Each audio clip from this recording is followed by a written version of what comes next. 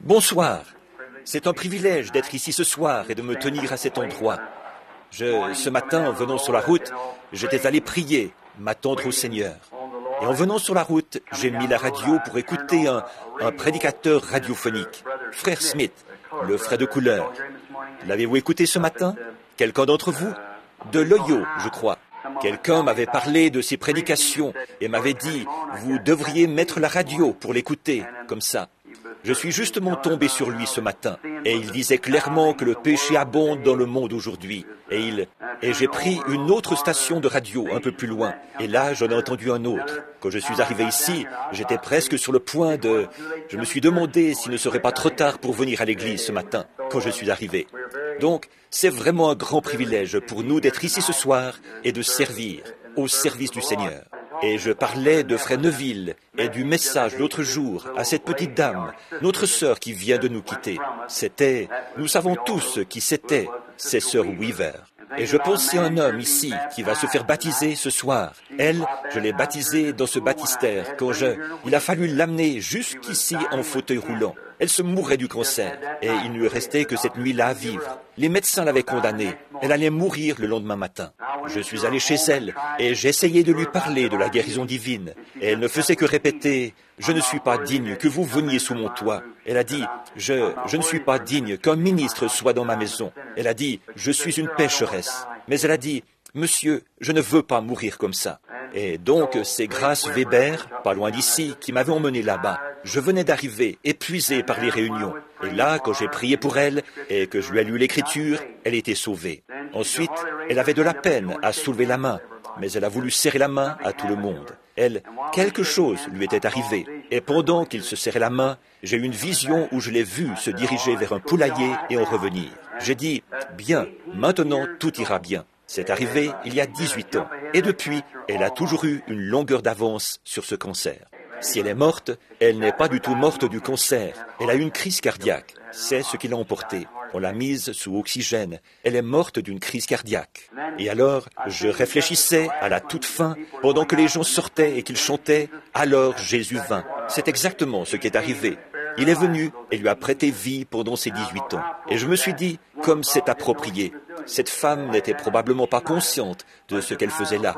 Mais bon, peut-être que si. Cependant, comme c'était approprié d'avoir cette partie-là, alors Jésus vint. Maintenant, c'est juste avant de commencer. J'espère ma grande série de réunions. Je deviens très nerveux. Ce matin, j'étais super tendu. Alors je suis allé prier. Je suis ici à la maison. La famille, je les ai conduits en Arizona pour que les enfants puissent reprendre l'école. Et je suis ici juste pour me détendre un peu. Aller à la chasse avec Frère Wood et un groupe de frères d'ici. Aller à la chasse cette semaine. Nous allons dans le Kentucky. Et je suis arrivé précisément le jour où Madame Weaver est décédée. Et ça tombait bien que je sois ici pour pouvoir assister Frère Neville lors de ses funérailles. Et j'essaye de ne pas trop en parler, vous savez, en présence de gens qui se plaignent. Parce que je pense que l'une des choses les plus horribles, c'est de voir un homme ou une femme qui se plaint constamment. J'ai toujours pensé, oh Dieu, garde-moi d'être comme ça. Voyez, cela affaiblit continuellement la foi. Vous savez, c'est si vous, je sais qu'en vieillissant, chacun d'entre nous, des choses et encore des choses vont nous arriver. Et je sais que ces petites choses vont continuer à s'accumuler. En vieillissant, c'est inévitable. Mais je pense que l'une des choses les plus horribles, c'est que Satan couronne la vie de quelqu'un, un vieux grincheux ou une vieille grincheuse. Vous voyez, j'espère ne pas en arriver là. J'espère pouvoir supporter ces choses, mes fardeaux, et arriver à ce que je veux que ma vie soit couronnée de la gloire de Dieu. Sa patience, sa bonté, sa paix, sa douceur, et qu'elle soit remplie du Saint-Esprit. Et l'une des principales choses dont j'ai toujours souffert au cours de ma vie, c'est la nervosité. C'est que quand je suis très épuisé, je deviens vraiment abattu. On a l'impression que personne ne se soucie de nous, vous savez, et on est complètement... Ça vous arrive aussi. Il se trouve que j'en ai vraiment une surdose, vous savez, et parfois, ça devient vraiment grave. Et j'ai du mal à... C'est la tension, c'est elle qui produit ça. Et alors, j'en arrive au point où, bien des fois, spécialement avec toutes ces visions, vous voyez, ça m'affecte. Je regarde une personne, je me dis, c'est une vision. Non, non, non, pas du tout. Oui, n'est-ce pas ça? Vous voyez. Et vous ne vous rendez pas compte du prix à payer pour ça. Et donc, on se pose des questions. Ensuite, on se met à réfléchir. Eh bien, Ensuite, on se retire dans un coin et on se dit, eh bien, maintenant, qu'est-ce que j'ai accompli? Me voici, j'ai 50 ans et je n'ai encore rien fait pour le Seigneur. Et je vieillis. Et oh là là! Alors, on attrape ce qu'on avait l'habitude d'appeler le cafard. Certains d'entre vous, les frères d'à peu près mon âge, vous vous souvenez de ce qu'on avait l'habitude d'appeler avoir le cafard.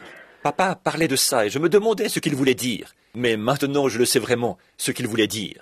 Et donc, vous vous mettez à vous sentir comme ça, alors qu'il n'y a rien de vrai là-dedans. C'est seulement vous, et vous le savez. Voyez, vous le savez que ça vient de vous. Donc, là, j'essayais de me calmer un peu et de me préparer pour la grande offensive qui, je l'espère, aura lieu prochainement. Passez alors je dois aller à New York très bientôt et pour des réunions là-bas, une campagne.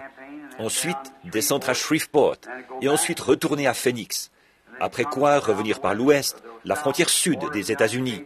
Et puis, on est maintenant en train de faire les préparatifs pour notre déplacement outre-mer, pour commencer là-bas dès que nous le pourrons, après le 1er de l'an, peut-être en mars ou en avril, quelque chose comme ça. À partir de Stockholm ou d'Oslo, faire le tour du monde si nous y arrivons lors de cette prochaine tournée. Et maintenant, je suis à la maison pour, en quelque sorte, me reposer un peu, me retrouver et récupérer. Et si le Seigneur le veut, je reviendrai du Kentucky pour être ici dimanche prochain. Et si ça va, que c'est agréable au Seigneur, et que Fresneville n'y voit pas d'inconvénient, eh bien, j'essaierai de prendre le service dimanche prochain, si le Seigneur le veut. Et s'il est aussi bien disposé que Fresneville, je serai ici. Oui, monsieur, s'il est aussi bien disposé pour ça que Fresneville. J'espère qu'il l'est. C'est que, voyez, je sais que bientôt, si le Seigneur le veut, je vais être loin de vous pendant un certain temps. Et juste des petits messages. Quand un petit quelque chose me vient à cœur, alors j'ai envie de vous l'exprimer, vous voyez.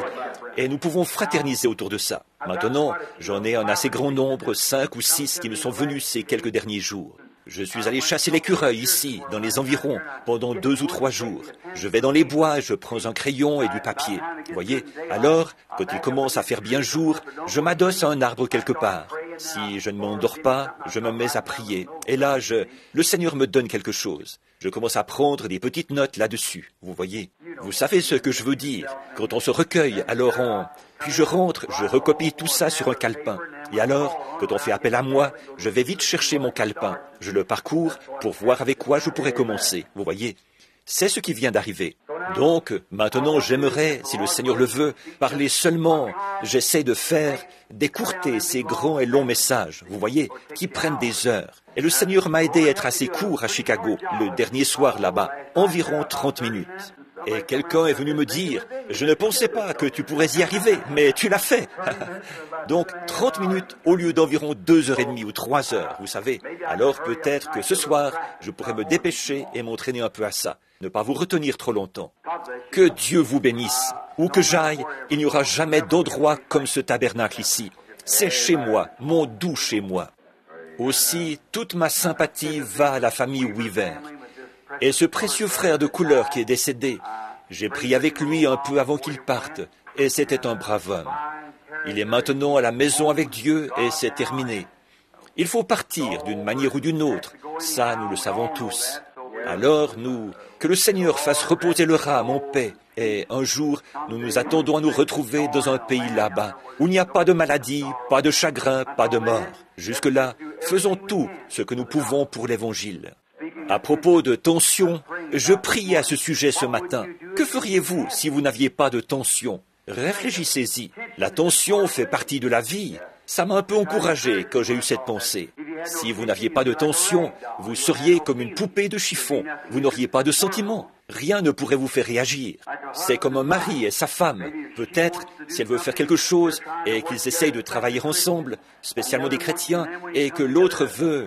Et alors, quand vous vous réunissez vous découvrez ce qu'elle a fait. Elle découvre, voyez, en fait, la tension vous rapproche l'un de l'autre. Quelqu'un vous dit que, Eh bien, il dit, pense un peu à ta petite femme qui a supporté beaucoup de tension quand tu n'étais pas très gentil, ou à ton mari qui a supporté de la tension quand tu n'étais pas très gentil. Après, quand tout est pardonné, regarde quel sentiment tu éprouves pour lui. Oh, là, vraiment, Voyez, il faut que vous ayez des tensions, c'est tout. Réfléchissez un peu à propos de sentiments. Et si vous ne ressentiez rien, pas de douleur, rien, et s'il n'y avait pas de douleur du tout, vous n'auriez absolument aucun sentiment, voyez. Et si vous ne ressentiez rien, alors il vous manquerait un de vos sens, voyez. Alors, voyez, tout est pour le mieux, finalement. Donc, ô Dieu, donne-nous simplement la grâce de tenir debout face à cela.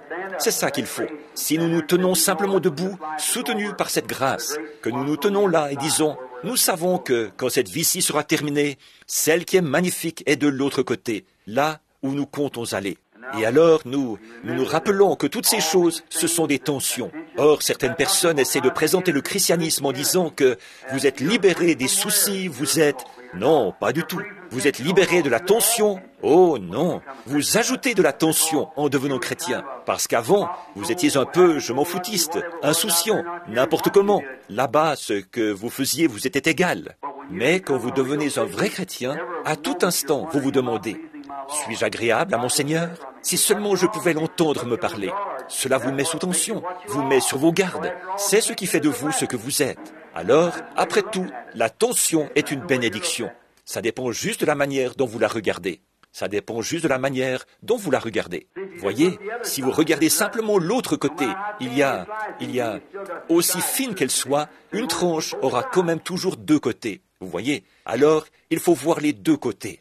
Donc, la tension, je me dis, oh là là, qu'est-ce que c'est que cette tension? Si seulement j'avais pu naître sans cette tension. Eh bien, si je n'avais pas eu cette tension, je n'aurais pas été ce que je suis. Je n'aurais pas été un chrétien peut-être. C'est cette tension qui m'a poussé vers Jésus-Christ. Voyez? Alors, elle a été une source de bénédiction pour moi.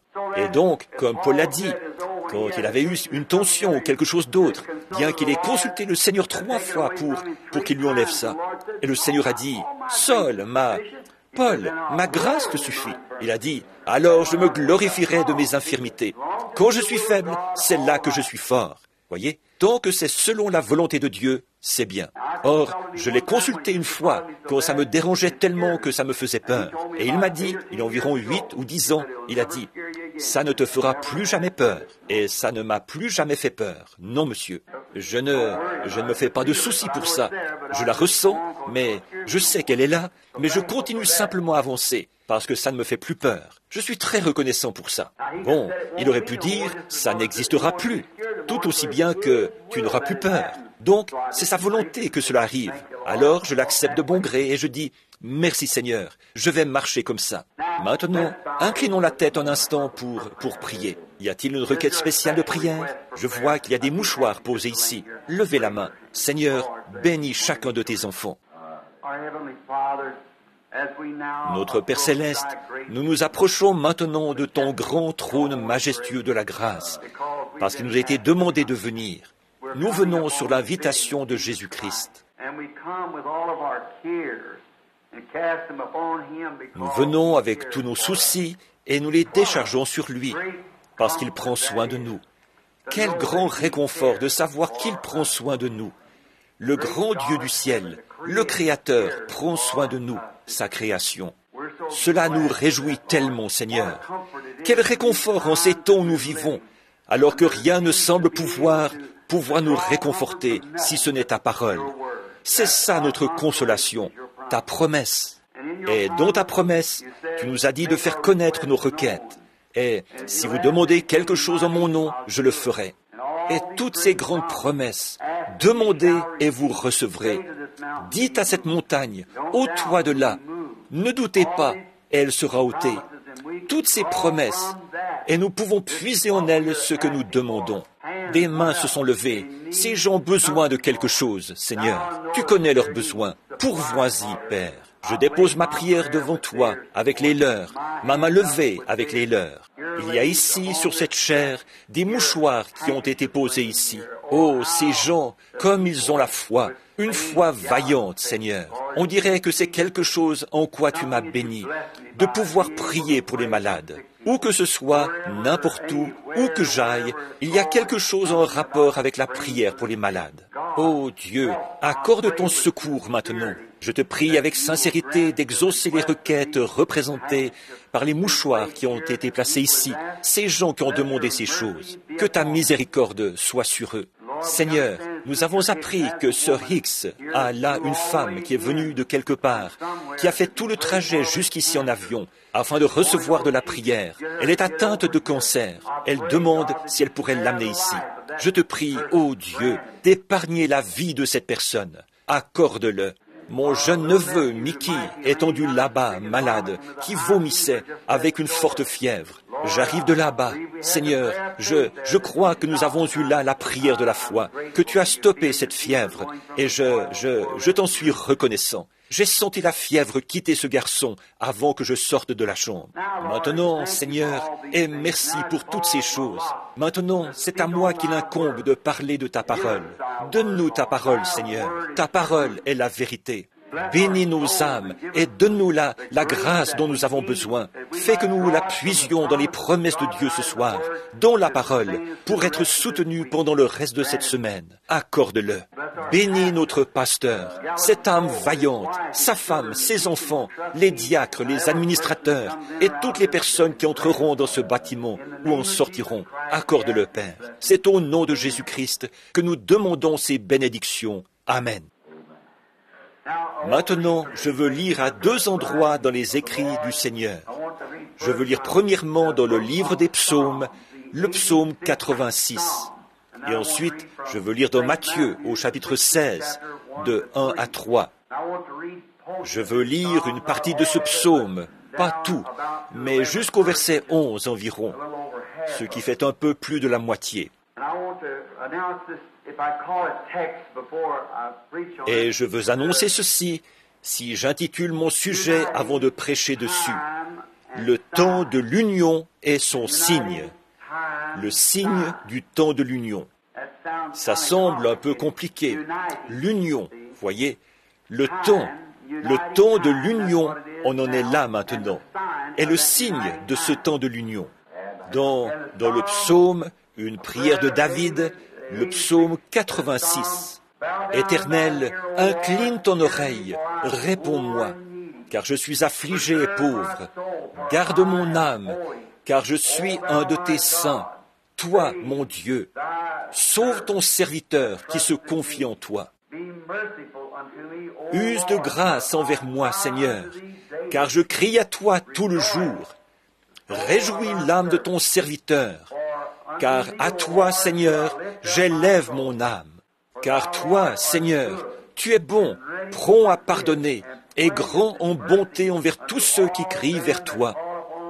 Éternel, prête l'oreille à ma prière. Sois attentif à la voix de mes supplications. Au jour de ma détresse, je crierai vers toi, car tu me répondras. Oh, c'est beau, n'est-ce pas? Tu me répondras.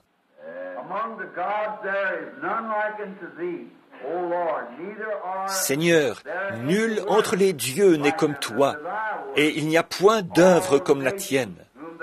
Toutes les nations que tu as faites viendront et se prosterneront devant toi, Seigneur. Tu glorifieras ton nom. Car tu es grand et tu fais des choses merveilleuses. Tu es Dieu, toi seul. Écoutez maintenant. Éternel, enseigne-moi ton chemin. Je marcherai dans ta vérité. Unis mon cœur à la crainte de ton nom. L'unité, voyez. Unis mon cœur à la crainte de ton nom. Je parle maintenant d'union et du signe du temps. Maintenant, au chapitre 16 de Matthieu, les pharisiens et les sadducéens abordèrent Jésus pour l'éprouver, lui demandant de leur faire voir un signe venant du ciel. Et Jésus leur répondit, « Le soir vous dites, il fera beau, car le ciel est rouge. Et le matin, il fera sombre, de l'orage aujourd'hui, car le ciel est d'un rouge sombre. hypocrite, vous savez discerner l'aspect du ciel, et vous ne pouvez discerner les signes du temps.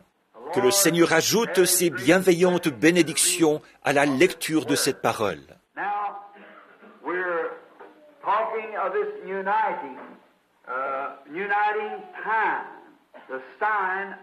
Maintenant, nous parlons de cette union, de ce temps de l'union, le signe du temps de l'union. Voyez, Jésus était ici, dans cette dernière lecture de l'Écriture. Il reprochait au clergé de n'avoir pas su discerner le temps, ou le signe du temps. Or, cela a toujours été quelque chose d'important pour les gens, voyez, de savoir discerner le signe du temps où l'on vit. En effet, Dieu l'écrit clairement, de sorte que cela n'échappe à personne. Bon, habituellement, je retourne en arrière, relever des exemples d'autres ministres, d'autres serviteurs du Seigneur du temps de la Bible. Par exemple, le signe au temps de Noé, le signe du temps de Daniel, et ainsi de suite, les différents signes. Mais ce soir, je veux laisser ça de côté pour gagner du temps, pour pouvoir, mais cela a toujours été la manière de faire de Dieu, de leur donner un signe naturel du temps, afin que tous sachent en quel temps ils étaient. Et ces pharisiens auraient dû reconnaître leur temps. Ils auraient dû savoir en quel temps ils étaient. Ailleurs, il a dit, « Si vous m'aviez connu, vous auriez connu mon jour. » Voyez, c'est vraiment quelque chose de très important pour nous, d'avoir l'intelligence de ces choses. Voyez, sans intelligence. Voilà ce qu'il disait toujours au sujet des prophètes. Il disait, et il avait l'intelligence par des visions du Seigneur. Et la parole du Seigneur fut adressée aux prophètes d'autrefois. Voyez, ils avaient l'intelligence des choses par la parole du Seigneur, au moyen des prophètes. Et alors les prophètes donnaient un signe. Par exemple, un homme est resté couché un certain temps sur le côté. Ensuite, il s'est retourné et est resté couché sur l'autre côté. Un homme a dû ôter ses vêtements. Et, ils ont fait beaucoup de choses pour montrer le signe sous lequel il vivait. Et maintenant, nous savons que le Dieu qui a fait les cieux et la terre, et qui a élaboré son œuvre de manière à décrire ses temps par des signes, ce même Dieu vit aujourd'hui. Donc, certainement que nous, que quelque chose, en voyant le temps dans lequel nous vivons, il doit certainement y avoir quelque chose qui échappe à quelqu'un, quelque part. Voyez, parce que Dieu ne laisserait jamais ces choses arriver sans nous avoir donné un signe clair, pour que nous puissions comprendre. Or, voici ce qu'il y a aujourd'hui, c'est que le clergé, nous ne percevons pas la chose correctement. C'est comme c'était à cette époque-là. Ils ne croyaient pas que le temps était venu. Ils croyaient qu'ils menaient une vie assez paisible à cette époque-là. Donc, ils n'attendaient pas de Messie. Et Jésus a dit que sa venue, ce serait comme un voleur dans la nuit, au moment où les gens ne seraient pas conscients de sa venue. Mais quelques-unes des vierges qui sont allées à sa rencontre, la moitié d'entre elles avaient de l'huile dans leur lampe et étaient prêtes. Elles guettaient ce signe. Et c'est à elles que je m'adresse ce soir, voyez, à celles qui attendent le signe maintenant, le signe de sa venue. Ces signes donnés par le Seigneur sont donnés uniquement aux croyants. Les incroyants ne les voient jamais. Ils leur passent complètement au-dessus de la tête et ils ne les voient pas. Et maintenant, aussi sûrement qu'un ange de Dieu pourrait se tenir sur cette estrade ce soir, tout aussi réellement que je vous regarde, et je pourrais le regarder, ou vous pourriez le regarder, et moi je ne le verrais pas, ou encore je pourrais le regarder et vous ne le verriez pas. Ça, vous savez que c'est conforme à l'Écriture.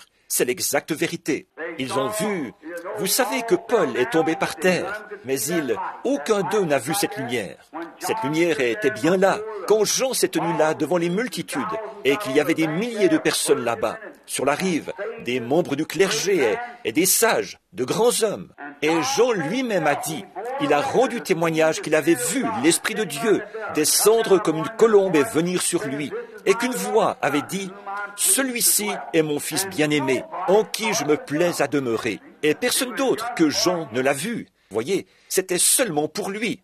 Avez-vous remarqué comme il était frappant, le signe pour les mages? Ils ont regardé, c'était des Hébreux. Ce n'étaient pas vraiment des astronomes indiens, c'étaient des Hébreux. C'est qu'ils étaient allés là-bas, dans ce pays, étudier l'astronomie pour terminer leurs études. Et quand ils ont regardé en direction de Jérusalem, sachant qu'ils voyaient ces 3 étoiles qui correspondaient au chemin de naissance de chacun d'eux, de Cham, de Sem et de Japheth, de la race dont ils descendaient, chacun. Et ils ont vu ces étoiles de leur chemin de naissance. Pour eux, c'était un signe. Lorsque ces étoiles étaient alignées, le Messie était sur terre. Oh là là, ce n'est pas étonnant qu'il soit venu. Où est-il? Où est le roi des Juifs qui vient de naître?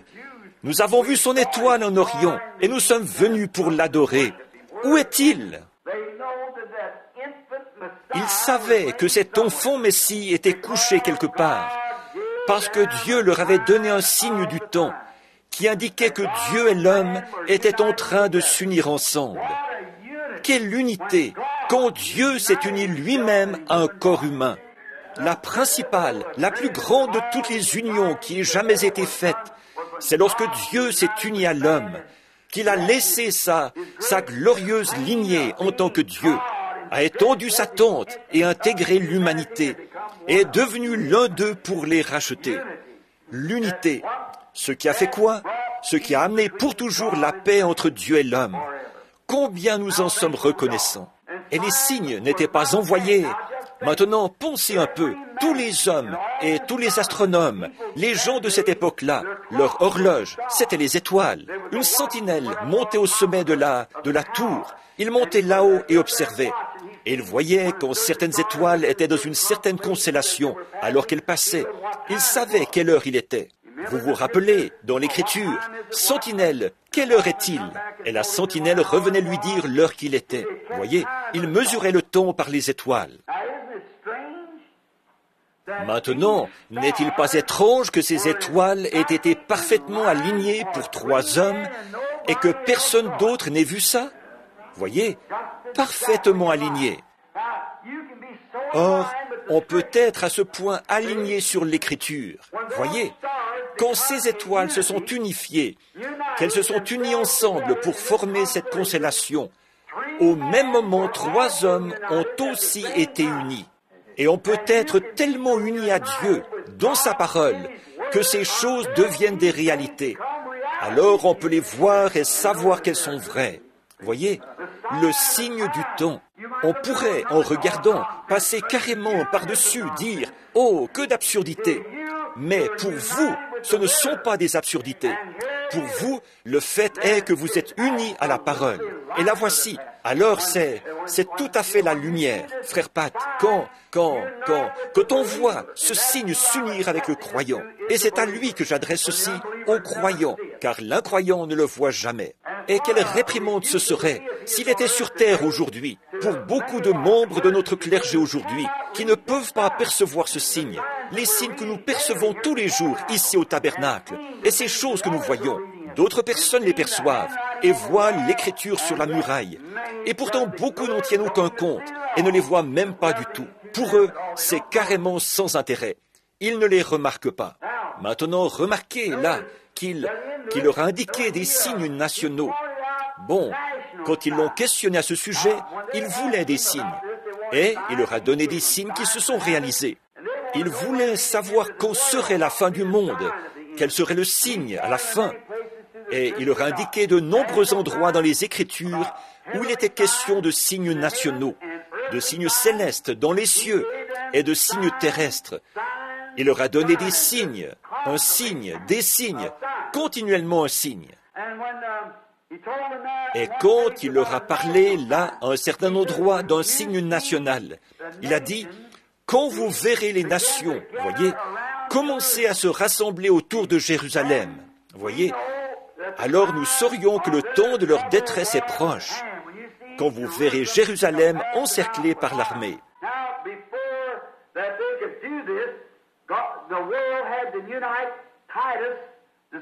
Maintenant, avant qu'ils puissent faire ça, Dieu, le monde devait s'unir. Titus, ce grand général romain, devait réunir ses armées et arriver là, après que les Juifs avaient rejeté le signe du temps que Dieu leur avait donné. C'est à ce moment-là que Titus a réuni ses armées et est venu prendre la ville.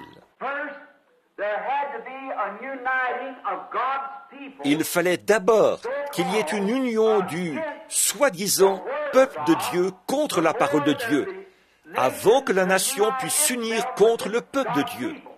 Voyez, l'unité, l'union, s'unir ensemble. Je crois que nous vivons dans un grand temps d'union. Je note ces feux rouges, ces signaux clignotants et tout. Les femmes, comment elles agissent, et les hommes, comment ils agissent, et les églises, comment elles agissent. Je montre à ce petit groupe, de tout mon cœur, que je crois que nous sommes en train de nous aligner en conformité avec la parole de Dieu, en cette grandeur prophétique, juste avant la venue du Seigneur Jésus. Nous nous unissons ensemble et nous nous préparons. Or, vous voyez, avant que Titus unisse les nations réunisse ses armées, Israël, eux, ils se sont unis ensemble, ils se sont ralliés, ils ont refusé de croire que Jésus était le Messie. Ils l'ont rejeté, et l'ont chassé, et l'ont crucifié. Et alors, quand ils ont rejeté le salut qui leur avait été envoyé, ils se sont unis ensemble pour le faire. Maintenant, retenez bien cela. Ils se sont unis ensemble pour rejeter le message de l'heure. Il fallait qu'ils le fassent. Et après qu'ils l'ont fait, alors le signe national est arrivé. Les nations ont commencé à s'unir ensemble. Et Titus a amené cette grande armée de Romains et de Grecs. Et il a encerclé les murs de Jérusalem. Il a enfermé ces gens à l'intérieur, là. Et ils sont morts de faim. Ils ont mangé l'écorce des arbres. C'est ce que Joseph, le grand historien, nous raconte. Et ils ont mangé l'herbe qu'il y avait par terre. Ils ont même fait bouillir les enfants les uns des autres et les ont mangés. Voyez, ces gens avaient perdu la raison. Et alors, quand finalement Titus, qui était installé sur les collines, là, autour de Jérusalem, et les gens qui étaient là-dedans, ils pensaient qu'ils faisaient la volonté de Dieu. Quand ils ont vu ces armées avancer sur eux, ils avaient refusé d'écouter ce grand maître, le Seigneur Jésus, leur parler de ces choses. Pas un seul des chrétiens ne s'est fait prendre là-dedans, car ils avaient vu le signe et s'étaient déplacés. Voyez, ils ont dit que ceux qui seront sur le toit ne descendent pas, ou que celui qui sera dans les champs ne retourne pas en arrière pour prendre son manteau, mais fuyez en Judée, et priez pour que votre fuite n'arrive pas en hiver, ni un jour de sabbat. En effet, en hiver, les collines auraient été complètement enneigées, et le jour du sabbat, les portes auraient été fermées. La porte. Alors, il se serait fait prendre dans cette situation-là. Voyez, nous voulons parler de ça bientôt, de la manière dont Dieu fait ces choses, si le Seigneur le veut. Maintenant, remarquez, ils ont prié pour que ça n'arrive pas comme ça. Jésus leur avait dit de prier pour ça. Et ils n'ont pas pris un seul d'entre eux là-dedans. Ils étaient partis, parce qu'ils avaient regardé le signe, ils étaient partis. Un point, c'est tout.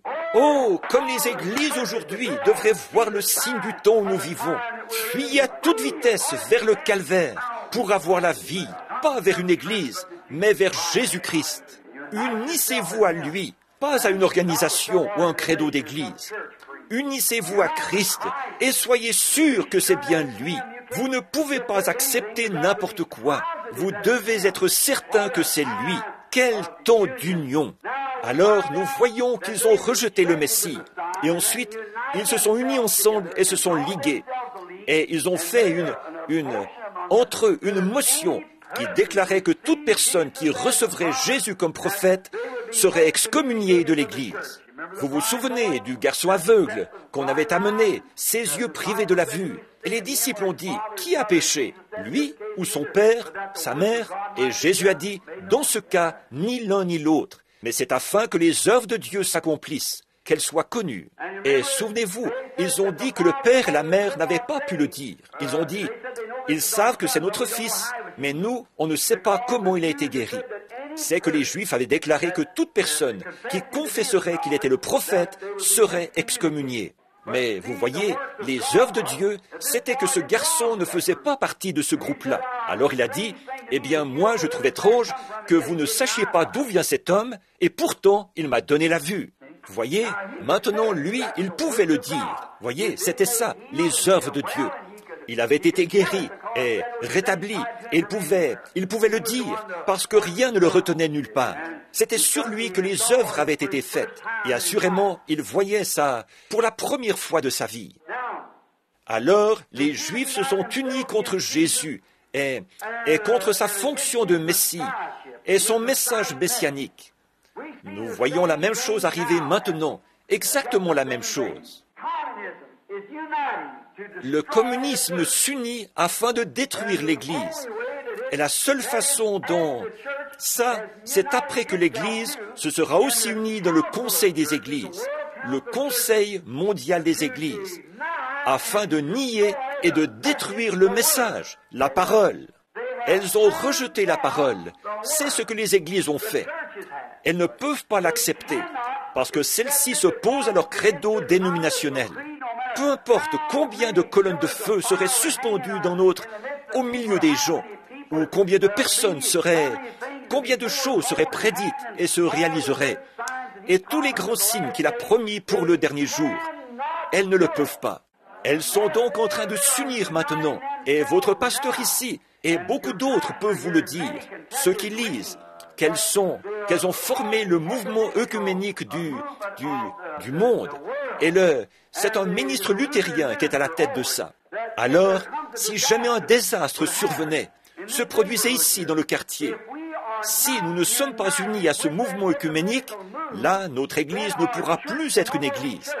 Elles pourront l'utiliser comme entrepôt. Ou, si l'un de nous, frères, voyait quelqu'un en train de mourir ou qui est blessé, et essayait de lui offrir une bénédiction spirituelle, nous pourrions être abattus à cause de ça. C'est tout à fait exact. On pourrait nous donner 10 ans de prison fédérale pour avoir offert un secours, parce que nous ne sommes pas membres de ce mouvement œcuménique. Ne voyez-vous pas la marque de la bête? Voyez? Maintenant, nous voyons arriver ce temps de l'union. Voyez? Maintenant, observez. Et là, l'Église est unie contre le message. Et alors, une fois qu'elle l'a fait, les nations s'unissent dans le communisme pour détruire de nouveau l'Église. Exactement ce qu'elles avaient fait au début. Voyez, cela se répète de nouveau. Il fallait d'abord qu'Israël rejette le message. Et quand ils ont rejeté le message, alors les forces armées, la vie nationale, se sont unies ensemble avec d'autres nations et sont venues détruire l'Église. Et aujourd'hui, ils ont rejeté le message du Seigneur Jésus. Ils ont rejeté le message. Et maintenant, l'heure est venue où le communisme est en train d'unir le monde entier contre l'Église. Voyez, il faut qu'il en soit ainsi. Or, c'est dur de dire ça.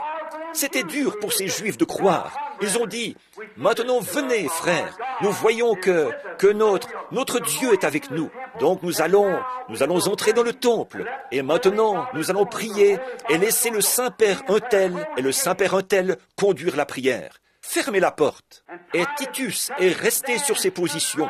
Il n'a pas bougé de là pendant environ 1 an ou plus. Voyez, il a monté la garde et les a laissés complètement mourir de faim. Pas un seul n'a pu sortir de la ville.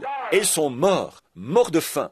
Et quand il est entré là et a démoli les murs, le sang a jailli et coulé comme des rivières là-bas, quand il a massacré tout ce qui s'y trouvait. Or, l'ange du Seigneur avait prophétisé cela dans l'Ancien Testament et avait dit que cela allait arriver. Et ces ministres, qui faisaient partie du clergé, qui étaient censés être au courant et informer les gens à ce sujet, bien au contraire, quand Jésus s'est tenu au milieu d'eux, ils ne l'ont même pas reconnu. Et ils ont essayé d'en faire une sorte de pâte de lapin. Fais-nous un tour. Voyons comment on fait ça. Montre-nous un signe. Voyez?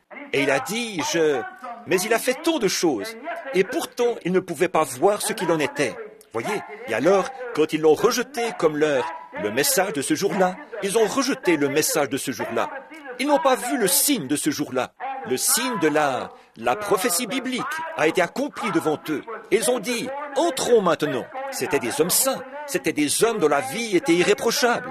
Ils n'auraient pas pu être comme ça et ensuite être un sacrificateur. Un sacrificateur aurait été tué. On l'aurait lapidé à mort pour la moindre petite chose. Alors il devait mener une vie pure, sainte. Il n'aurait pas pu faire ça, parce qu'on l'aurait lapidé pour à peu près n'importe quoi.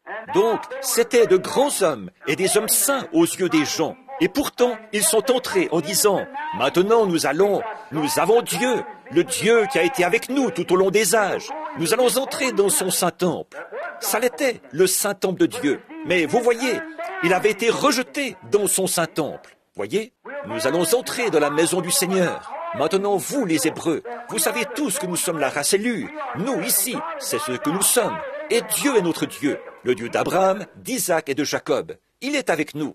Il va nous délivrer de ces Philistins incirconcis là-bas, comme on pourrait les appeler, ces Romains et ces Grecs. Il va nous en délivrer. Entrons dans la maison du Seigneur. Ça avait l'air d'être une bonne idée. Mais qu'est-ce qu'ils avaient fait? Le bâtisseur de la maison s'y était trouvé, sous la forme d'un humble charpentier galiléen. Et il l'avait rejeté, alors que Dieu avait confirmé qu'il était son messager de l'heure, le germe, et il l'avait rejeté. Alors toutes les prières, toute la sincérité, tous leurs sacrifices ne voulaient rien dire pour Dieu. Ils avaient fait ça, et Dieu a laissé ses grandes armées s'unir pour la détruire. Et nous voyons aujourd'hui que les églises, de par les dénominations et tout ça, rejettent la parole de Dieu. Elles ne veulent pas qu'on leur parle de ces choses, que la science peut pourtant prouver par des photos et tout, mais quand même, elle ne veut rien avoir à faire avec cela. Donc le communisme est en train de se mettre en place pour les détruire, exactement comme Titus l'avait fait. Et la Bible a dit qu'il le ferait, exactement. Maintenant, vous voyez où nous vivons? Au temps de l'union, quand nous voyons ces choses qui s'unissent. Oh, comment se fait-il que nous ne voyons pas ces choses? Vous pouvez regarder ici dans l'Écriture et voir où il l'a promis, que c'est ce qu'il ferait. Maintenant, nous le voyons s'accomplir. Nous voyons dans l'Église ce qu'il a promis de faire. Nous le voyons s'accomplir. Nous voyons les nations s'unir ensemble. Nous voyons les isthmes s'unir ensemble. Nous voyons les églises s'unir ensemble. C'est le temps de l'union. C'est l'heure de l'union. C'est ça, l'esprit de l'âge. Il faut que nous nous unissions. Tout ce qu'on discute doit être organisé. Sinon, même le gouvernement ne l'accepterait pas. Vous savez, en tant que citoyen, je ne peux pas, en tant que citoyen des États-Unis, pourtant si vous me donniez un chèque de $5, je n'oserais pas y apposer mon nom. Voyez, je ne le pourrais pas. Voyez, c'est un temps d'union. Tout doit passer par une sorte d'union. Et c'est précisément cette union qui amène la marque de la bête. Voyez, c'est un temps d'union. Et tout va dans cette direction. Vous pouvez le voir de vos propres yeux. Il suffit de regarder. C'est un temps d'union où tout ensemble se réunit. Les Juifs se sont unis contre Jésus en tant que leur Messie. Et donc, nous voyons ce qui est arrivé. Nous voyons la même chose maintenant. Le communisme s'unit pour détruire l'Église. Après que l'Église s'est unie dans le Conseil mondial des Églises et qu'elle essaie de détruire le message, la parole de Dieu. Elles essayent de s'en débarrasser. La seule chose qu'elles peuvent faire, c'est former entre elles un conseil, parce qu'elles sont séparées. Un petit groupe ici, les méthodistes, et les baptistes, et les luthériens, et les presbytériens, l'Église du Christ, et ainsi de suite comme ça. Elles ne peuvent rien faire, parce que celle-ci sera contre celle-ci sera contre l'autre. Leur doctrine diffère autant que l'Est diffère de l'Ouest. Voyez, elles ne peuvent pas, mais une fois réunies sous un seul grand chef, elles ont ce qu'il faut. Là, elles ont ce qu'il faut. C'est ce qui fait que les catholiques sont dans une telle unité. Les catholiques romains. Évidemment, eux, ils sont en unité. La majorité, ce sont les catholiques romains. Les Grecs et les autres catholiques ne sont pas aussi nombreux que les catholiques romains. Alors, ils s'unissent ensemble et c'est ce qui les rend solidaires. Peu importe ce qui arrive, c'est le pape qui est le chef de tout, voyez. Et peu importe ce que dit n'importe qui d'autre, il est infaillible. Il est vicaire de Dieu, c'est tout. Il est l'adjoint de Dieu. Il a la juridiction de l'enfer, du ciel et du purgatoire. Voyez? Alors, dans ce cas-là, on ne peut rien faire du tout. Tout ce qu'il dit fait loi. Maintenant, les protestants sont en train de se donner un chef. Exactement comme ça, même chose. Et la Bible ne dit-elle pas qu'une image a été faite à la bête? Qu'est-ce qu'une image? C'est quelque chose qui est semblable, qui a été fait semblable. Voilà, c'est ça, la même chose. Qu'est-ce que c'est? Du fait qu'ils s'unissent ensemble, et c'est ça l'esprit de l'âge, c'est de s'unir. S'unir ensemble donc pour essayer de détruire le message. Comment le détruisent-ils? Comment pourraient-ils détruire la parole de Dieu? Ils peuvent la rendre inopérante, inefficace, en adoptant des traditions, comme ils l'avaient fait là-bas, au commencement, annulant ainsi l'effet de la parole de Dieu. Voyez, ils disent, « Oh, ça, c'est... » En fait, au fond, on voit cette femme incrédule, là, qui cherche à... Elle... Son nom m'échappe en ce moment. Si je pouvais citer son nom, elle... Je cherche à en retenir tellement. Je pensais à cette Miss Nation l'autre jour. Je souhaiterais qu'on ait une autre femme comme celle-là, qui prenne position. C'est elle qui est allée dans les bars et a jeté dehors le whisky et a arraché les affiches et tout ça. Pourquoi est-ce qu'une femme ne prend pas position comme ça aujourd'hui, ne va pas arracher quelques-unes de ces photos de femmes nues de sa propre race et ce genre de choses? De celle-là, on n'en a plus. Bon, mais cette femme, une incrédule, qui dit que la Bible, il est anticonstitutionnel de la lire dans les écoles publiques et ce genre de choses. Maintenant, ce qu'ils font aussi, l'avez-vous remarqué? Ils essayent de dire maintenant, et des gens qui étudient beaucoup l'écriture l'ont dit, qu'une grande partie de la prophétie, de ce qui a été prophétisé dans la Bible, était absolument faux et ne s'est jamais accompli. Vous en avez entendu parler et vous l'avez lu, et ils essaient de dire toutes sortes de choses. Vous voyez, ils essaient de détruire l'effet de cette parole. S'ils peuvent seulement la détruire et y substituer un credo ou quelque chose qui est de l'homme, qui semble à leurs yeux meilleur que la parole, alors ils la détruisent par leur tradition. Et c'est par ce moyen qu'ils essaient de détruire la parole de Dieu, par une politique dénominationnelle. Maintenant, chaque Église a sa propre politique. L'Église du Christ a la sienne, l'Église chrétienne a la sienne, et les baptistes, les méthodistes, les presbytériens, ils ont tous leurs différentes politiques. Maintenant, ils s'en écartent, parce qu'ils sont séparés. Voyez, la chose n'aurait pas pu se faire avant. C'est maintenant qu'ils doivent le faire. Voyez, c'est le temps de l'union. Et maintenant, ils rassemblent tout ça. Ils mettent tout ça en commun. Et on voit avec quoi ils se retrouvent. Oh, c'est comme faire cuire une miche de pain faite de viande de cheval et d'ordures sorties de la poubelle, plus tout ce qu'ils ont mis avec. En faire des boulettes et ajouter à ça des pommes de terre pourries et d'autres choses. Et voir avec quoi on se retrouve. Moi, je ne veux rien de ça. C'est sûr que non. Non, monsieur. C'est comme ça qu'ils font. Voyez, ils prennent des gens qui croient que Jésus était un mythe. Une église qui croit que Jésus était un mythe. L'autre, certains qui croient qu'il était un prophète. L'une dit, le temps des miracles est passé. L'autre dit, il est possible que ça existe. Et tout ça réuni. Et la Bible dit, comment deux hommes peuvent-ils marcher ensemble s'ils ne sont pas d'accord? Voyez? Or, c'est ça le genre d'unité qu'ils ont. Et en mettant un éminent Saint-Père au-dessus, on a là une image de la bête. Exactement ce que la Bible dit. Maintenant, ils ont un ministre luthérien à la tête. Eh bien, nous voyons que c'est le temps de l'union. C'est la même chose maintenant. Ils s'unissent ensemble. Le communisme et tout le reste. Dans le monde et dans l'Église et tout, ils s'unissent ensemble. Observez la nature.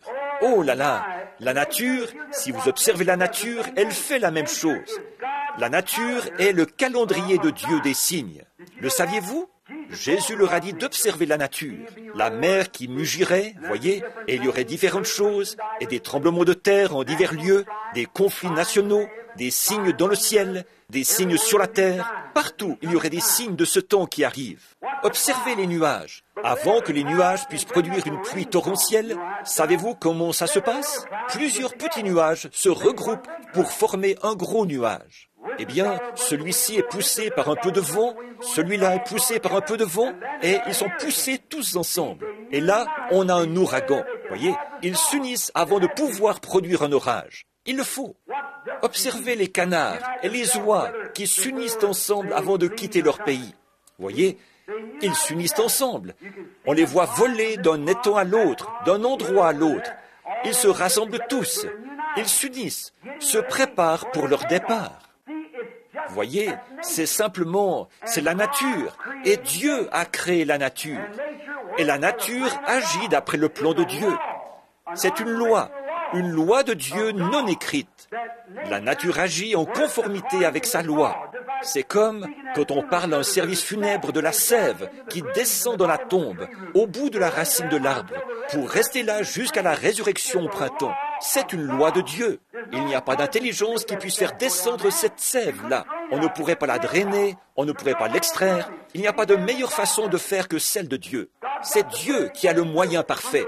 Alors, quand les feuilles tombent, alors il envoie la sève en bas, dans la tombe, et la cache. Comme Job l'a dit, cache-moi dans la tombe, jusqu'à ce que ta colère soit passée. Vous voyez, Elle descend là, parce que c'est une loi de la nature, avant le gel. Regardez les feuilles qui commencent maintenant à tomber. Pourquoi? C'est une loi de la nature. Les canards vont se rassembler, tous, et ils vont se regrouper autour d'un chef. Là, d'une manière ou d'une autre, ils savent, je ne sais pas comment, mais ils le savent, que ce certain petit canard mâle est un chef. Et ce petit, tous, ils se rassemblent et se regroupent directement autour de lui, puis il s'élève dans les airs. Et pourtant, il n'a jamais quitté cet étang, mais tout droit vers la Louisiane ou le Texas il ira, vers les champs de riz. Voyez, avant de s'envoler, de quitter le lieu où ils sont nés cette année-là, ils s'unissent ensemble. Amen, c'est ça. Ils se regroupent autour de leur chef. Le problème chez l'homme, c'est qu'il ne reconnaît pas son chef. Oui, monsieur, ils vont se regrouper autour d'une dénomination, ils vont se regrouper autour d'un évêque ou d'un homme, mais ils ne veulent pas se regrouper autour du chef, le Saint-Esprit dans la parole. Vous voyez, ils disent, « Oh, eh bien, j'ai peur de devenir un peu fanatique, j'ai peur de partir du mauvais pied. » Oh, c'est ça. Qu'arriverait-il si le petit canard disait « Je n'aime vraiment pas sa manière de soigner son plumage. Je ne crois pas que je vais le suivre. » Vous mourrez de froid. Vous serez coincé là-bas si vous ne partez pas avec le vol au moment du départ. Ils s'unissent ensemble. Et c'est ce que fait la nature. Les oies s'unissent ensemble, se regroupent autour de leur chef. Elles font la même chose. Avez-vous déjà remarqué les abeilles quand elles essaiment? Les abeilles s'unissent ensemble avant d'essaimer, se rassemblent autour de leur reine. C'est vrai. Et là où elle va, elles y vont aussi. Voilà, oui. Que font-elles? Elles s'unissent avant l'essaimage. C'est exact, toute la nature. Les poissons s'unissent ensemble avant la migration du printemps. Là-bas, dans l'océan, on peut les trouver. Ces gros, ce qu'on appelle des bossus, les saumons. Quand ils viennent là, avant cette migration, on les voit par dizaines de milliers, là-bas dans la mer, qui s'amènent tout autour, dans l'eau salée, alors qu'en fait, ce sont des poissons d'eau douce. Et les voici qui remontent directement dans cette eau douce. Ils remontent pour la saison du frais. Ils remontent là-bas et frais, environ tous les 4 ans, et ils meurent dès qu'ils ont frayé. Et ils savent qu'ils vont là-bas pour mourir. Et il n'y a aucun moyen de les arrêter. Ils sautent les échelles à poissons et tout le reste, pendant leur remontée là-bas, sachant qu'ils vont à leur mort. Mais c'est la loi de la nature qui les pousse. Ils savent qu'ils remontent là-bas pour frayer dans la fosse, et ils meurent. Et les petits arrivent, et là quelque chose les unit ensemble. Les voilà qui partent vers l'océan. C'est une union, c'est une loi. On ne peut pas faire mieux que la loi de Dieu. Les nations se disloquent, car nous voyons que c'est le temps maintenant où elles sont censées le faire. Nous sommes dans un processus de troubles nationaux. Nous voyons que les nations rompent leurs relations. Année après année, nous voyons telle nation s'enfoncer dans le communisme, telle autre s'enfoncer dans le communisme. Et ici même, dans notre propre nation, c'est ravagé par le communisme, et il va prendre le contrôle. Voyez, il le fera. Il n'y a pas moyen de l'arrêter. Pourquoi? Pour la même raison qu'on n'aurait pas pu arrêter Titus. Les gens rejetaient Dieu et sa parole. Oui, monsieur. Alors ils vont le faire. Et nous voyons que le processus est enclenché. D'habitude, j'en ai pour 2 ou 3 heures. Jusqu'ici, j'ai déjà mis environ 30 minutes. Voyez? Mais pour arriver à donner tout ça, je me dépêche vraiment. Étudiez ces choses quand vous serez rentrés. Remarquez, ils sont en train de s'unir maintenant même. Vous dites, frère Branham, est-ce bien vrai? Ils s'avancent vers le combat d'Armageddon. C'est exactement ce qu'ils vont faire. Voyez? Et c'est dans ce but-là qu'ils s'unissent en ce moment. C'est pour ça que nous avons l'ONU et toutes ces choses que nous avons. Le monde occidental s'unit contre le monde oriental, le communisme et tout le reste. Tous, ils s'unissent ensemble. Les églises s'unissent ensemble. Tous semblent s'unir. Ils s'unissent ensemble. C'est ce que nous voyons. De plus, pendant qu'il y a toute cette union de la nation, ces signes nationaux, là nous voyons dans le monde des tremblements de terre en divers lieux, différentes choses qui s'unissent. On rassemble le monde, on rassemble les gens, on rassemble toutes les églises, toutes ces choses. Et pendant qu'il y a toutes ces unions, il y a une autre union qui est en train de se faire. Amen. C'est là-dessus que je veux maintenant attirer votre attention. Dieu est en train d'unir son épouse. Elles s'assemblent de l'Est et de l'Ouest, du Nord et du Sud. Il y a un temps d'union et c'est en train de se produire maintenant même. Elle s'unit pourquoi? l'enlèvement. Amen. Dieu est en train de la préparer. Oui, monsieur, elle s'unit. À quoi s'unit-elle? À la parole. Car tous les cieux et la terre passeront, mais ma parole ne passera jamais. Elle s'unit à l'ainsi dit le Seigneur. Malgré ce qu'en disent les dénominations ou qui que ce soit d'autre, elle s'unit, elle se prépare. Pourquoi? Elle est l'épouse, c'est vrai. Elle s'unit à son époux, voyez, et l'époux est la parole. Au commencement était la parole, et la parole était avec Dieu, et la parole était Dieu. Et la parole a été faite chair, et elle a habité parmi nous. Et l'Église est... L'épouse et la parole deviennent tellement un que la parole elle-même accomplit les œuvres de l'époux. Amen. Le voyez-vous? Une union. Ce n'est plus adhérer à l'Église, ce n'est plus telle chose, mais fuyez tout et attachez-vous à Jésus-Christ. Voyez, c'est le temps de l'union. Dieu réunit son épouse, il restaure cela parfaitement. Il unit les paroles de sa promesse. 2 Thessaloniciens chapitre 2, il y est dit au chapitre 5, il est dit « Les saints qui dorment dans la poussière de la terre se réveilleront, et alors nous nous unirons avec eux, les vivants avec ceux qui sont morts. Nous nous unirons avant même d'arriver là-haut, parce que l'épouse sera au complet quand elle arrivera là-bas. Ceux qui sont vivants, ils sont en train de s'unir à la parole, et ceux qui sont partis l'ont déjà fait. Et tout cela s'assemble pour former une grande union, l'union qui se fait avant de monter là-haut. Amen. Le communisme doit gagner du terrain, ces autres choses doivent gagner du terrain. Et l'Église doit s'unir là-bas, et les nations là-bas, pour former le Conseil mondial des Églises. Et l'épouse doit s'unir sous la parole de Dieu. Pour accomplir cela, Dieu a envoyé le signe céleste et ces choses qui sont des preuves pour l'Église, comme il l'a fait pour la nation. Amen. Dieu, le temps de l'union. Oui, monsieur. Oh là là. Alors souvenez-vous maintenant, il y a une union de la parole qui s'unit de nouveau. Une restauration de la foi qui a été transmise aux saints une fois pour toutes. Une restauration. Ce qui ne pouvait se faire qu'en ce jour-ci. Le seul temps où cela pouvait se faire, c'est maintenant. On ne s'y était jamais attaqué, nulle part. Elle s'était lancée dans des folies dénominationnelles. Mais maintenant, pas question d'adhérer à une folie dénominationnelle, parce que c'est le temps de l'union d'hommes et de femmes, de toute race, toute couleur, tout credo. Tout est assujetti à Christ par le baptême du Saint-Esprit et le retour à la parole. Le temps de l'union pour l'Église. Oh là là, l'union de chaque parole qui a été dispersée partout par ces organisations. Depuis le moment où, à Nicée, Rome, elles ont organisé la première Église. De même, elles ont organisé Luther, elles ont organisé Wesley, elles ont organisé toutes les autres églises. Et pour faire ça, il fallait qu'elles adoptent un credo. Alors, quand Dieu envoyait autre chose, elles n'ont pas pu recevoir cela. C'est pourquoi ce n'était pas possible avant maintenant. Dieu a promis que, dans les derniers jours, la foi des pères serait rétablie et redonnée à l'épouse de nouveau, qu'il en serait ainsi. Et ça ne pouvait se faire en aucun autre temps qu'en ce temps-ci. Regardez quel signe est venu du ciel. Une colonne de feu suspendue parmi nous. Et avec les signes, les prodiges du Seigneur Jésus-Christ. Quand il nous parle, ça ne manque jamais. Ça arrive de façon parfaite chaque fois. Amen. Alors nous voyons où nous en sommes. Au temps de l'union.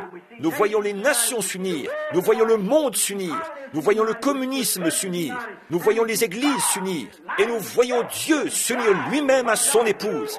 Si bien que lui et l'Église, c'est la même chose. Alléluia. Comme la pyramide, là, c'est vrai. Ils s'unissent ensemble. Dieu s'unit. Pourquoi? Jamais, depuis le premier âge de l'Église, la colonne de feu n'avait été parmi les gens. Jamais, depuis le premier âge de l'Église, ils n'avaient vu les choses que nous voyons aujourd'hui. Et ceci n'a été rendu possible que lorsque Dieu a envoyé les 7 sceaux et nous a donné un signe par cela. Il a envoyé du ciel 7 anges, et il est venu pour restaurer cette parole qui avait été dispersée par ces dénominations, et pour relier tout cela de nouveau à la parole de Dieu, pour faire descendre son Saint-Esprit. Jésus a dit, « Si vous demeurez en moi, et que ma parole demeure en vous, alors demandez ce que vous voudrez, cela vous sera accordé. » Il unit de nouveau l'épouse à la parole, qui est Dieu. L'Église est la parole, pas l'Église et le credo. L'Église est la parole. L'épouse est la parole, unis ensemble. Oh là là, rétablir quoi? La foi des premiers pères pentecôtistes, voyez, qui avaient été dispersés par le groupe de Luther. Pas par Luther lui-même, pas par Luther, pas par Wesley, pas par ses grands fondateurs. Mais, après leur départ, une église est apparue, et alors, ce qu'ils en ont fait, ils en ont fait une organisation. Ils ont accepté des credos et tout, et sont partis comme ça. Et regardez-les aujourd'hui. Maintenant, ils sont entrés dans ce Conseil mondial des églises. Bon, vous voyez, mais dans les derniers jours, vous voyez, nous voyons des choses arriver maintenant qui n'étaient jamais arrivées auparavant. Vous voyez, c'est le signe de Dieu. Et toutes ces unions sont le signe du temps. Maintenant, nous voulons regarder cela attentivement, être vraiment sûrs que nous le comprenons. Ils abandonnent la vraie parole pour adopter des dénominations, pour accepter des credos et les opinions de différents hommes, plutôt que d'accepter la parole. Apocalypse 10 dit le message du septième ange. Maintenant, souvenez-vous, ça, c'est juste au moment des 7 trompettes. Il y a 7 anges qui font retentir 7 trompettes. C'est à cela qu'on va arriver ensuite. Mais souvenez-vous, là, très spécifiquement, il est dit de l'ange, non pas la trompette du 7e ange, mais le message du 7e ange. Voyez, pas l'ange de la trompette, mais l'ange du message. Voyez, l'ange a seulement sonné de la trompette. Ce 7e ange, l'ange de la trompette. Mais ici, il est dit au jour du message du 7e ange. Voyez, quand son message est fini. Voyez, ça, c'est le message de l'âge de l'Église. C'est en ce temps-là le message, pas la trompette, et le mystère de Dieu qui est écrit dans la parole s'accomplirait. Maintenant, regardez dans quel jour nous vivons. Regardez ces sceaux. C'est ce qui a rassemblé cette parole de Dieu qui avait été dispersée.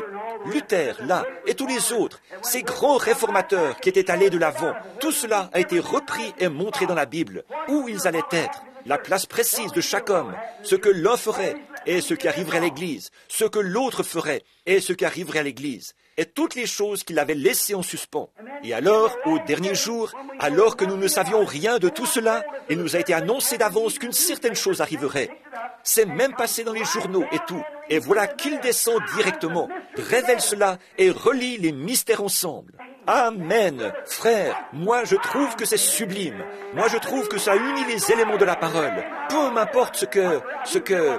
Mais oui, ce que les gens disent, pensent, m'importe, c'est vrai. Mais ça, pour moi, c'est la vérité. C'est ce que je crois. Comme les mages qui venaient de Babylone, ils ont crié « Où est le roi des Juifs qui vient de naître ?» Il est sur la terre en ce moment. Il faut que nous le trouvions. C'est vrai. Et je crois qu'il est si près de venir que je peux dire « Voici, l'époux vient. J'entends le cri de minuit. » Amen.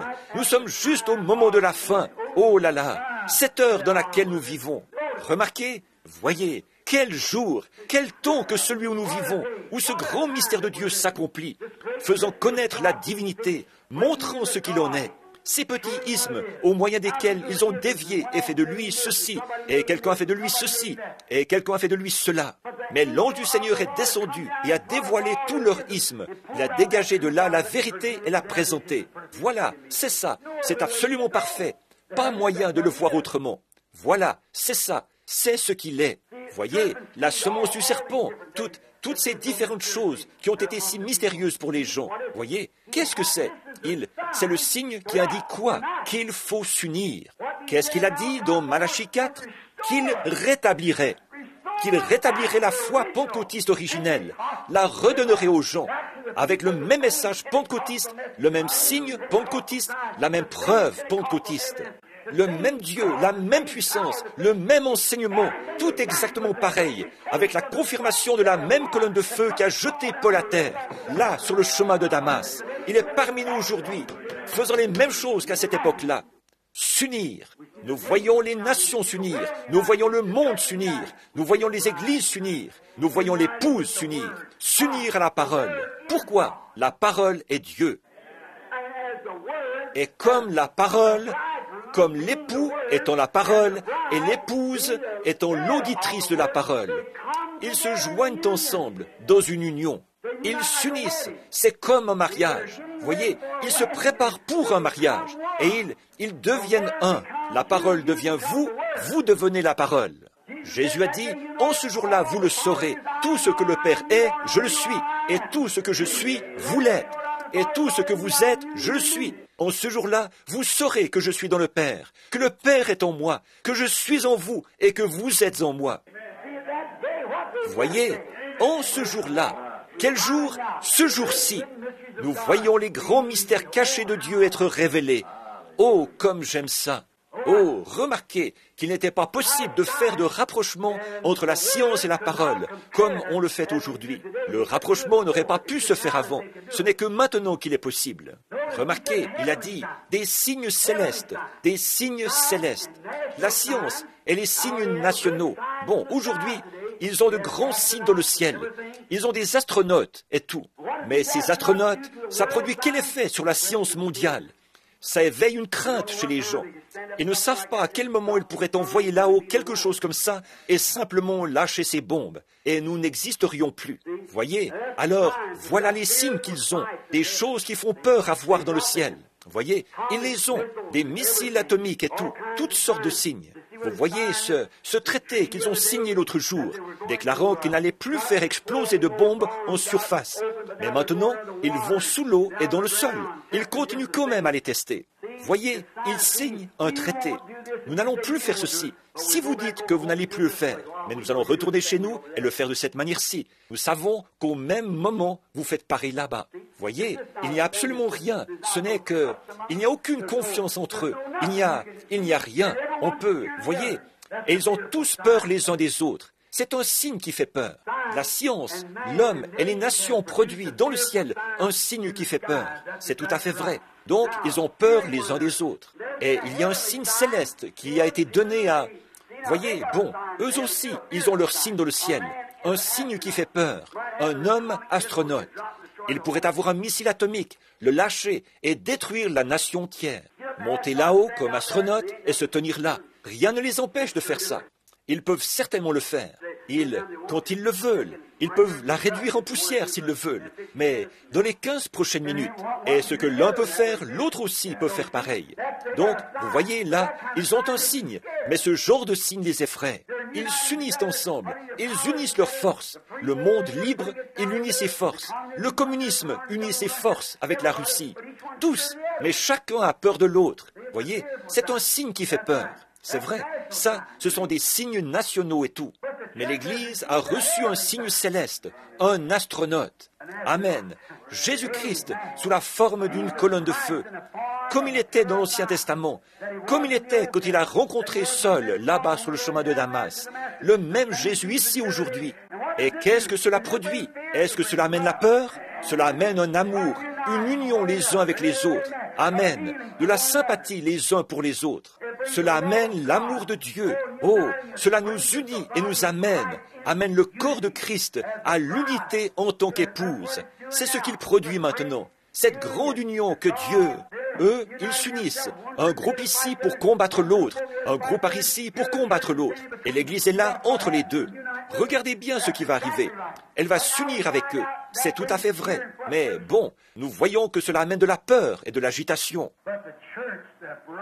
Mais l'Église, l'épouse, est unie par un seul Dieu, sous un seul esprit, l'Esprit de Dieu, dans une sainte union de Dieu, afin d'être une sainte épouse pour Dieu. C'est vrai, tous ensemble, l'unité du corps. Le corps attend comme une épouse, puisqu'elle est l'épouse, puisque nous disons être l'épouse. Pour ce temps de l'union de l'épouse, l'Église s'unit si étroitement. Cela devrait créer entre nous tellement d'amour, au point qu'il nous soit difficile d'être éloignés les uns des autres. C'est vrai, on n'a pas besoin de supplier les gens de prier. On n'a pas besoin de les supplier d'adorer Dieu. On n'a pas besoin de les supplier de faire ce qui est bien. Ils sont tellement amoureux de lui que rien d'autre ne compte. Pensez à une jeune fille, une très jolie petite demoiselle, qui va épouser un beau jeune homme, dont elle est follement amoureuse. Cela compte plus pour elle que sa propre vie. Et elle sait que, très prochainement, ils vont se marier. Alors que le jour du mariage approche, cette petite, je vous le dis, elle ne tient plus en place. Voyez, elle prépare tout. Elle s'abandonne complètement à lui. C'est vrai. Tout ce qui lui fait plaisir, c'est ça qu'elle veut faire. Eh bien, il devrait en être ainsi de l'Église aujourd'hui. Notre vie devrait être tellement cachée en Dieu par Christ, scellée à l'intérieur par le Saint-Esprit. Ce que je vous enseigne ici, je vous parle de ces signes et de ces différentes choses qui sont en train de se produire. Je n'ai pas le temps de le faire maintenant. Je le ferai dans un autre message si le Seigneur le veut. Mais il y a encore une petite chose qui manque dans l'Église. Ça, nous voulons y venir. Et je suis sur le point de le faire maintenant. Voyez, nous voulons y venir. Si vous devez le faire. Si vous ne le faites pas, vous devez le faire. Un point, c'est tout. En effet, regardez, le temps de l'union est proche, car Dieu est en train de rassembler l'Église pour produire un enlèvement, afin qu'elle aille au mariage pour la grande union, quand Dieu et l'homme s'uniront pour l'éternité, quand des créatures du temps s'uniront avec ce qui est éternel. Cela s'est fait une fois, sous la forme du Fils de l'homme sur la terre. Et lui, il lui a fallu donner sa vie, afin d'amener une puissance, d'unir d'autres hommes par cette même puissance pour produire l'épouse de Jésus-Christ. Et maintenant, l'Église est en train de s'unir au corps de Christ. Elle s'est libérée, dégagée de chaque petite chaîne. Elle se prépare, elle se rassemble. Il y a une union entre eux. Oh, de l'amour et de la joie. Et le Saint-Esprit agit parmi eux. Oh là là, quel temps! Comme nous voyons les canards se préparer, nous voyons les oies se préparer, nous voyons la bête, les abeilles se préparer, nous voyons les nuages se préparer pour la pluie, nous voyons tous s'unissent ensemble pour leur grande offensive. Nous voyons la Ligue des Nations, les nations réunies, qui s'unissent dans le communisme. Ici, dans le monde occidental, nous voyons qu'elles s'unissent. Nous voyons l'Église, elles s'unissent ensemble, toutes les autres. Alors, c'est absolument impossible. En aucun autre temps, il n'aurait pu en être ainsi. Il n'aurait pas pu en être ainsi il y a 20 ans. Il n'aurait pas pu en être ainsi. Il n'aurait pas pu en être ainsi il y a 10 ans. Il faut que ce soit maintenant même. Voyez, parce que ces ismes et tout n'en étaient pas encore venus là. Maintenant, réveillez-vous, secouez-vous au plus vite et regardez ici où nous en sommes. Où sommes-nous? Comme ces mages, nous sommes bien alignés sur la parole et la lumière du Seigneur brille sur notre sentier. Gloire à Dieu dans les lieux très hauts. Gloire à Dieu qui nous a donné Jésus-Christ, lui que nous aimons et qui nous a amenés à ce point. Et comme nous sommes son peuple, racheté au prix de son sang. Oh là là! Quand arrive le temps de l'union, nous regardons comme nous nous unissons les uns avec les autres par les liens de son esprit. Est-ce possible que ce soit son esprit? Bien sûr que c'est son esprit. Pourquoi cela? C'est sa parole, et c'est là l'esprit de la parole. Quand cet esprit de la promesse vient sur vous et qu'il confirme et démontre ce qu'il est, ici même, est-ce le même esprit? C'est celui qui était avec Moïse dans le désert. C'est celui qui était sur Jésus-Christ. C'est lui qui a rencontré Saul quand il était en route vers Damas. Il est le même hier, aujourd'hui et éternellement. Et il fait la même chose. Et nous voyons les nations réunies. Nous voyons les chefs des églises réunis. Nous voyons le communisme réuni. Nous voyons les ismes s'unir. Nous voyons toutes ces choses. Et maintenant, nous voyons l'épouse s'unir à la parole. Oh là là, le moment est venu où les saints vont ressusciter pour s'unir avec ceux qui sont vivants, afin d'aller s'unir à Jésus-Christ pour l'éternité. Que Dieu nous aide, chacun de nous, à nous unir à Christ ce soir, que nous abandonnions tout ce que nous sommes, tout ce que nous avons, toute notre âme, tout notre corps et toute notre pensée à Jésus-Christ, et que nous attendions le moment de cette union. Quand la trompette de Dieu retentira, qu'il n'y aura plus de temps, et que poindra le matin éternel, resplendissant de beauté, quand les morts en Christ ressusciteront et se rassembleront là-bas, sur l'autre rive, avec l'épouse qui est vivante, pour être enlevés ensemble. Regardez l'union. Dieu qui unit l'Église avec sa parole, et la parole avec l'Église, les deux devenant une seule et même chose. Dis ceci, et cela arrivera. Fais ceci, et cela arrivera. C'est ça, c'est moi devant toi, c'est moi qui le prouve, c'est moi avec toi. Très bien, nous voyons que maintenant le moment arrive où la trompette retentit, et ces saints endormis là-bas, ils ne peuvent pas parvenir sans nous à la perfection. Ils comptent sur nous. Hébreux 11. Et quand ils s'assemblent, ils s'unissent avec les vivants. L'Église s'unit avec la parole. Alors l'Église et la parole qui s'unissent ensemble deviennent un. Les saints morts et les saints vivants s'unissent ensemble pour être un. Et tous ensemble, ils vont s'unir à Christ là-bas pour le souper des noces de l'agneau. C'est le temps de l'union et les signes fusent de toutes parts. Les signes sont présents dans les nations, les signes sont présents dans le communisme, les signes sont présents dans le monde occidental, les signes sont présents dans le conseil des églises. Et le signe est ici, ce soir, présent dans la fonction du Saint-Esprit, et la parole de Dieu le confirme, et on établit la vérité. Amen. Le temps de l'union, le signe du temps de l'union. Inclinons la tête. Seigneur Jésus, mon pauvre cœur bondit de joie en voyant la possibilité, pour moi, un homme d'âge mûr, mais pourtant la possibilité que je vois ta venue dans cette génération, que je sois vivant et que je me tienne ici, que je vois le moment où cette trompette retentira, que celui qui est souillé se souille encore, que le juste pratique encore la justice, que celui qui est saint se sanctifie encore. Ô Seigneur Dieu, et de penser que nous nous tiendrons là, en un instant, en un clin d'œil, quand le monde ne saura pas ce qui se passe. Mais tout à coup, vous verrez apparaître devant vous vos bien-aimés qui sont décédés et qui reviennent s'unir avec vous. Et nous serons changés en un instant, en un clin d'œil, et nous serons tous ensemble enlevés à la rencontre de notre Seigneur dans les airs. Alors, nous nous unirons à lui, et nous serons là pour toujours. Plus jamais nous n'aurons à être privés de sa présence. Comme c'est glorieux aujourd'hui, Seigneur, de savoir que nous sommes maintenant unis, en étant un seul esprit, le Saint-Esprit, qui a le contrôle absolu de la parole, vient en nous. Et comme c'est glorieux, quel privilège de pouvoir nous détacher de tout ce qui est du monde pour nous unir à Jésus-Christ. Et de penser qu'un jour, sous une forme physique, avec un corps semblable à son propre corps glorieux, nous nous assiérons à table, au souper des noces. Et là, nous serons unis et mariés à lui, pour vivre comme épouse et époux tout au long des temps à venir, tout au long d'une éternité sans fin. Seigneur Dieu, que ceci ne soit pas qu'une pensée mythique pour les gens, mais que cela devienne une réalité, au point qu'une faim et une soif intense s'installeront dans les gens, qu'ils, en lisant leurs journaux, en regardant, en écoutant la radio et les nouvelles, et en voyant que c'est le temps de l'union, les signes clignotent. Seigneur Dieu, nous avons parlé, entre autres, des femmes, de ce qu'elles feraient dans les derniers jours, de ce que l'Église ferait dans les derniers jours, de ce que les ânes de l'Église seraient, et de ce que les sots seraient, de toutes ces autres choses. Et nous voyons ce qui est arrivé du temps de Noé, nous voyons ce qui est arrivé du temps de Sodome et de Lot, quand l'ange de Dieu s'est fait connaître dans une chair humaine, qui a mangé la chair d'une vache et bu le lait de la vache, et mangé du pain. Il s'est tenu là et a pu dire ce qui se passait derrière lui, et Jésus a dit que la même chose se produirait à l'avènement du Fils de l'homme. Seigneur Dieu, nous avons vu la pyramide, la manière dont nous l'avons construite là. Nous avons vu comment nous y avons ajouté ces choses, et nous constatons que nous sommes au temps de la fin, attendant le chef, la pierre angulaire. Gloire à Dieu. Nous te prions, Père, de réveiller les gens rapidement maintenant, et de nous rassembler dans l'amour divin et le respect envers Jésus-Christ et les uns envers les autres. Si certains d'entre vous, ici, ce soir, n'ont pas cette espérance en eux, voulez-vous lever la main vers Dieu et dire « Seigneur Dieu, unis-moi à toi, unis-moi à toi ». Que Dieu vous bénisse, frère. Que Dieu vous bénisse.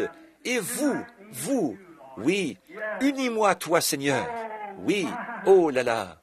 Les nations se disloquent. Israël se réveille. Regardez Israël là-bas. Ils sont réunis. Israël, ils sont venus du monde entier pour s'unir. Et maintenant, ils sont une nation. Ils sont une nation unie. Ils ont leur propre drapeau, leur propre monnaie, leur propre armée. Tout. S'ils n'ont jamais été, c'est maintenant. Israël est uni, Rome est unie, l'Église est unie, et l'épouse est en train de s'unir. Amen. La venue de cette grande union. Qu'est-ce que c'est? Tout se dirige vers ce signe principal et capital. Jésus et son épouse qui s'unissent pour être un. Dieu notre Père, accorde ces bénédictions que je demande pour ces gens, et puissions-nous être unis à toi de cœur et d'esprit, car ils ont levé la main, montrant qu'ils désirent cela. Seigneur Dieu, purifie-nous et fais que nous soyons à toi. Accorde-le, Seigneur. Tout ce que nous savons faire et pouvons faire, c'est demander. Et alors, tu as dit que si nous le demandions et le croyions, nous le recevrions. Je l'attends, Seigneur. Je te remercie au nom de Jésus-Christ. Amen. Je l'aime. Je l'aime.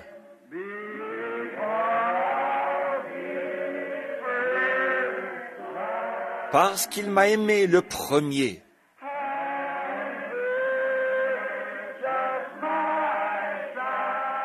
et a acquis mon salut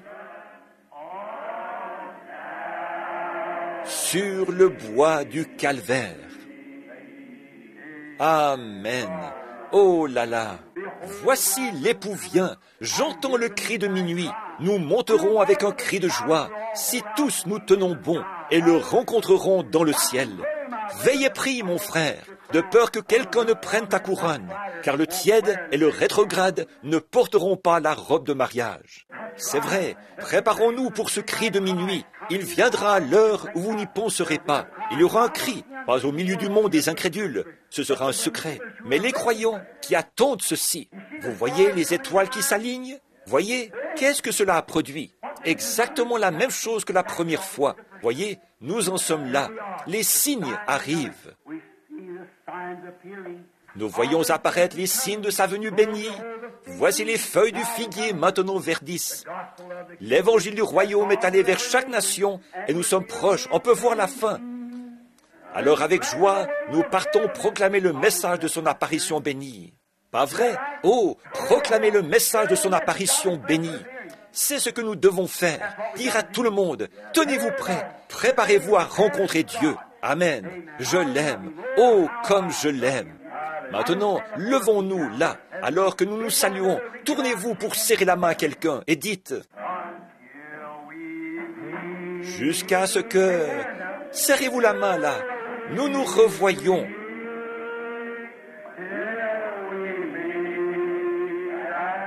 Réunis aux pieds de Jésus, jusqu'à ce que...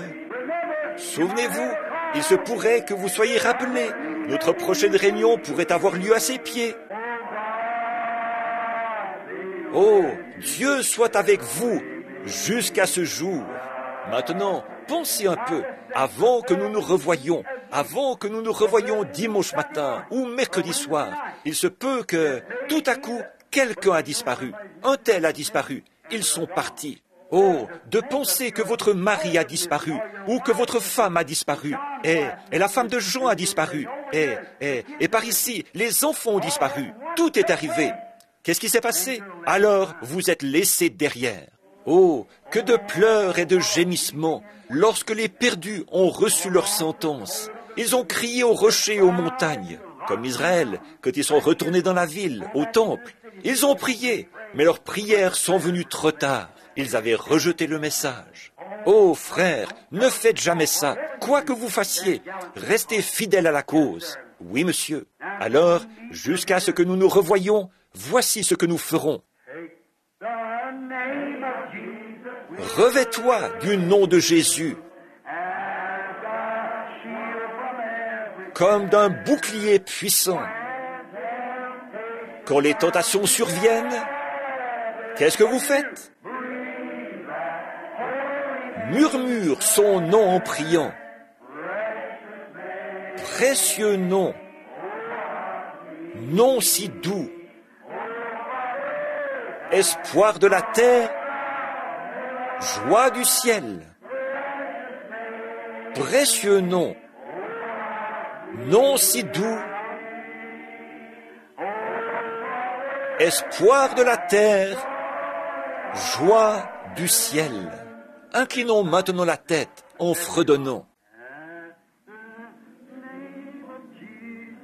Nous nous courberons devant lui. Nous prosternons à ses pieds pour le couronner roi des rois. Le voyage terminé. Il le sera un jour. Oh, précieux nom, nom si doux, jusqu'à ce que nous nous revoyions, que Dieu soit avec vous. Espoir de la terre, joie du ciel, précieux nom, nom si doux, espoir de la terre, joie du ciel.